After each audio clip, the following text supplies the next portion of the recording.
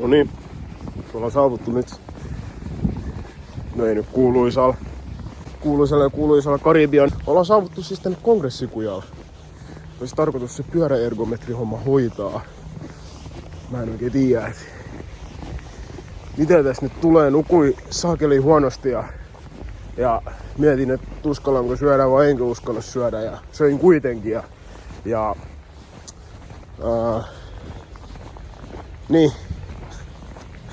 Mitä turhaa tässä enempää jauhaamaan. Katsotaan mitä tässä käy.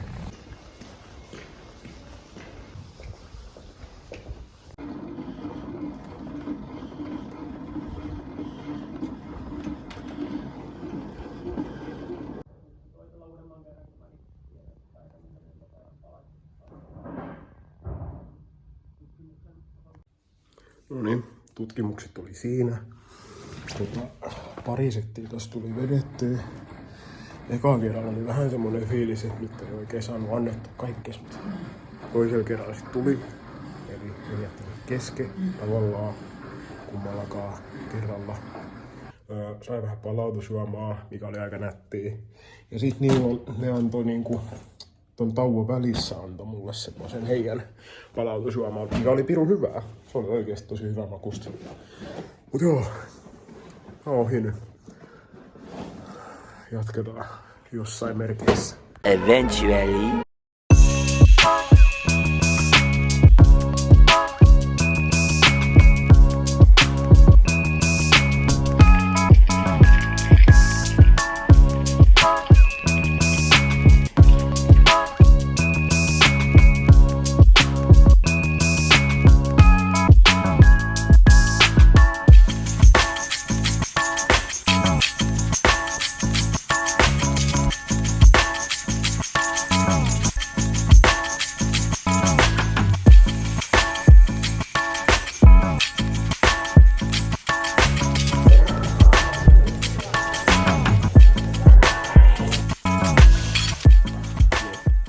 Mä yritän taas palata puuron pariin.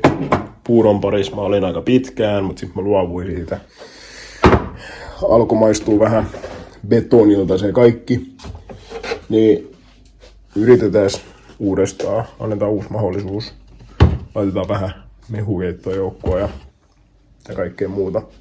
Mut joo, kello on vähän yli 9. Tarkoitus olisi ehtiä tästä treenaamaan vielä ennen kuin pääsee töihin. Vähän, että saa otettu kaikki muut kiinni viikon treeneistä. Ja niin. No kyllä, tai siis et, kyllä mä aamuvirkku osaan olla, mutta tälleen, että sit kun on 2 iltavuoroa peräkanaa ja sun pitäisi niinku seuraava aamun herätä aikaisin, että sä ehdit tekemään asioita, niin tää ei maistu. Viikko vie ja mie kipisen, eli hirveästi ohjelmaa ja kaikkiin päiviin ei ehdi sisällyttää kaikkea niin kuin toivois. Eli käytännössä vuorokaudesta loppuu tunnit kesken, niin mä vedän tässä nopea recapi. Mulla oli se palautusjuomatutkimus. Mulla tulee olemaan toinen setti tossa pari viikon kuluttua vähintäänkin. Pitää vaan katsoa, että se osuu työvuorojen kannalta hyvin, että sen pystyy vetämään, ettei siinä käy niin, että pääsen yövuorosta ja joudun sitten sen hoitamaan, koska se ei ole ideaali. Mut joo, tarkoitus oli, että se on näin lyhyen ajan sisään sen takia, ettei siitä tule niinku semmosia järkyttäviä tuloseroja, että ihminen ehtisi treenaamaan, vaan oikeasti niinku päästäisiin näkemään niitä palautusjuomien vaikuttavuuksia. No niin, eli mun oli pakko kans omaa henkilökohtaista dataa näyttää tästä kyseisestä palautusjuomatutkimuksesta. Että siinä nähdään, että miten kauan mä oon ollut missäkin sykealueella. Punainen tietty kaikista korkein alue. Ekalla setillä olin paljon vähemmän kuin tässä toisessa setissä. Niin kuin nähdään, että se on ollut 8 minuuttia, melkein 9 minuuttia se aika, mitä mä oon siellä korkeammalla ollut. Ja täällä nyt ei ole mitään merkitystä. Meillä oli se Myllyn kauppakeskustapahtuma. Se oli ihan tosi jees. Tuli positiivisia kohtaamisia ja Ja ihmiset ainakin vähintään vilkuili, mikä oli se idea sitten, että niin, vähän enemmän tietoisuutta tästä. Siinä oli muutama kohtaaminen, mikä mullakin oli, niin eihän ihmisellä ollut mitään käsitystä, mitä me tehdään. Et ihan tosi hyvä, että saatiin järkätty tommonen. Mitä muuta? No, treenaaminen nyt on ollut treenaamista. Ei se sen kummallisemmaksi siitä ole oikeastaan muuttunut. Työ jatkuu edelleen ja kevät kohti mennään kovaa vauhtia ja ajoasut tulee, pyörät tulee niille, ketkä tilas. Mä en tosiaan tilannut, koska mä sain nostettu käytettynä ton mun pyörän ja oon siitä ihan tyytyväinen kyllä.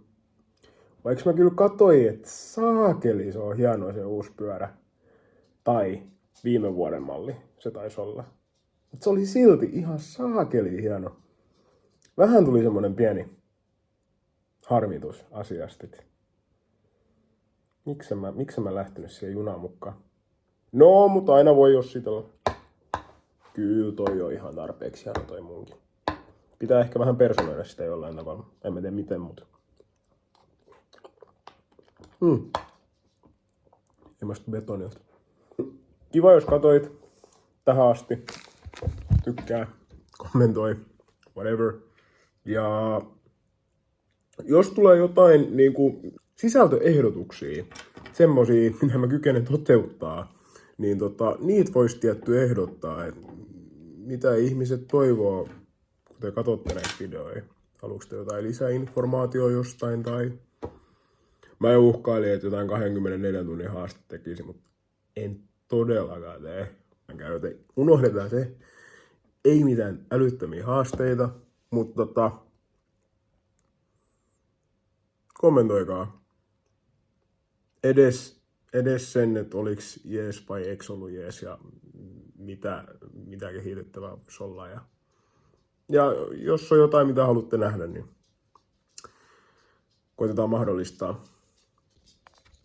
Joo, jatketaan.